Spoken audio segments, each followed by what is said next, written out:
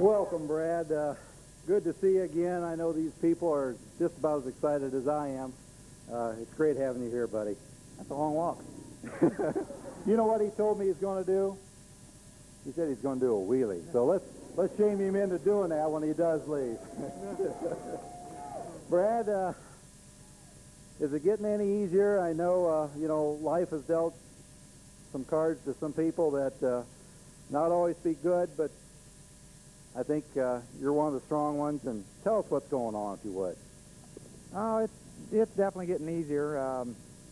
Like I said last time, I'm not a very good fan, I guess. Never was, but, I still get the urge to, I see them racing and everything and know what it feels like and what the drivers are going through and know when they screw up or not and, what happens. But things are going real good. We're building a new home. My wife and I designed and widened doorways and no steps and a shower for me, and that's kept me so busy this summer I haven't really had any time to do anything else. I know earlier this evening I was down in the pit area and talking to you, and you said, man, it's easy to tell when a driver screws up, but when you're sitting in the seat, it's a whole lot different. How can you relate to maybe the past to now, the cars, the drivers, the changes and this sort of thing, Brad? I know technology goes on and everything else, and changes happen, some good, some bad, but what's your thoughts on what has happened, and where we're going, and where we're going to be?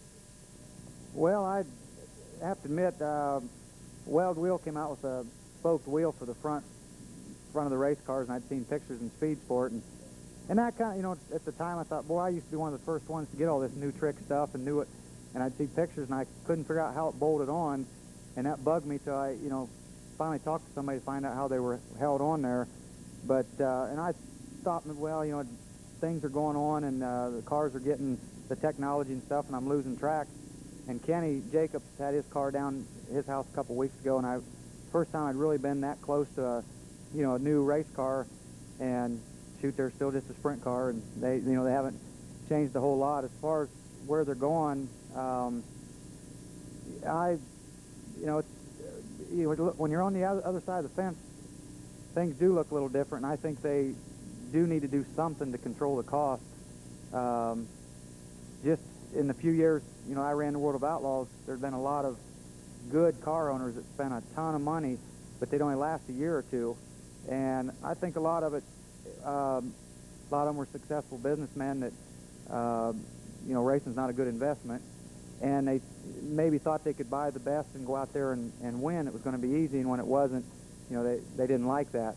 But to spend that kind of money year after year, it's really not a good deal. And I think it's time to start doing something. Read Steve Butler's column in Open Wheel and have a few, I agree with a lot of stuff he's writing, and I don't have the answers either, but I think they need to do something.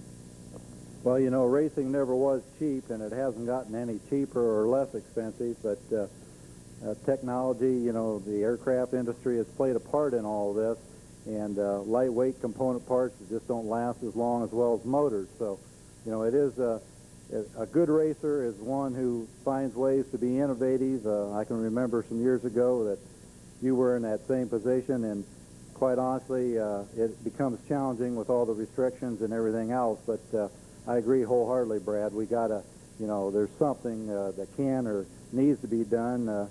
People such as yourself that have been there, I think, have some viable and important input into it, and that's something maybe down the road that Mr. Brad Doty can be a part of. I remember you brought it up there. I remember Carl Kinzer a few years ago talking about the cost of racing, which I know he's definitely concerned about it, but jokingly said, shoot, I hope it never gets cheap. He said, cheap or easy. He said, if it gets cheap where anybody can do it, he said, the pits will be so full I won't have a place to park. So that was his theory on it, but it's just, like I said, racing never has been cheap. And, the econo sprints like you guys are doing, a lot of guys are doing, that I'd really like to see that, because it is something that a young guy can get involved in and get some experience, where before this, even with the 410 limit, a local racetrack anymore, if you don't have a good store-bought motor, as they say, and a good race car, and a lot of money involved, you're not going to keep up. And I think the class you guys are running is a good deal. Well, Brad, you know, your thoughts and opinions are very well viewed. You know, our conversation in the past has been good. You know, the fans appreciate your input into racing, and I don't know what you know, what the next year, the next 5 years, and you know, technology not only in racing but in other things are vast and enjoying and changing, and you know, maybe one of these days Mr. Brad Doty could be back in racing. Is that a possibility? Yeah, you know, it's possible. Anything's possible, I guess. You know, a guy asked me a while ago about, you know, driving again. You know, if I'd walk tomorrow, I know that, you know, it's easy to say now I probably wouldn't, but if I was physically able, it'd be a lot harder to say no, I realize. But, you know, it took me a lot of years to get to the level I was at, and felt I paid my dues and struggled to get there, and I just don't think I'd be willing to start over, you know.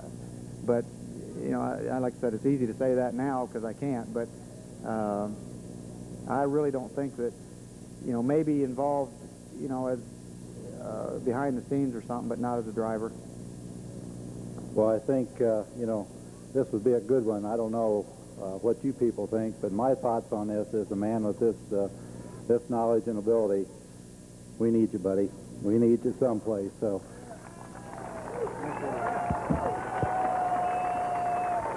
Brad, we've got some things that we'd like to do for you on behalf of Attica Raceway Park at this time. Whatever our 50-50 drawing is tonight, and I take this upon myself to commit, the first half goes to the lucky spectator, the second half goes to this man right here.